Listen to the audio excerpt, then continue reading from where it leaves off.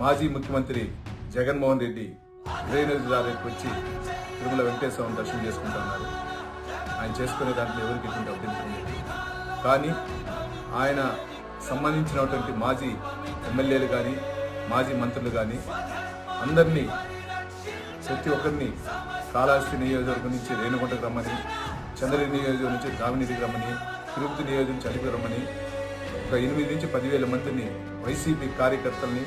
YCP కార్యకర్తల ముసుగులో కొందరు గూండాలను కూడా రమ్మని తిరుమల వెంకటేశ్వర స్వామి సన్నిధిలో భక్తులు చేసుకున్నటువంటి దర్శనాల దగ్గర కూడా ఏదో విధంగా చేసి డైవర్షన్ రాజకీయం చేయాలని ఉన్నారు. మీరు దర్శనానికి వస్తున్నారా, దేవుడిపై దాడికి వస్తున్నారా? ఒకసారి ఆలోచించి చెప్పాలి. మీరు దర్శనానికి వచ్చే వ్యక్తులు ఎవరు కానీ 9 వ్యక్తులతో వచ్చి దర్శనం చేసుకుని వెళ్తారు. కానీ ఇందరిని రమ్మన్నారంటే ఈరోజు అక్కడ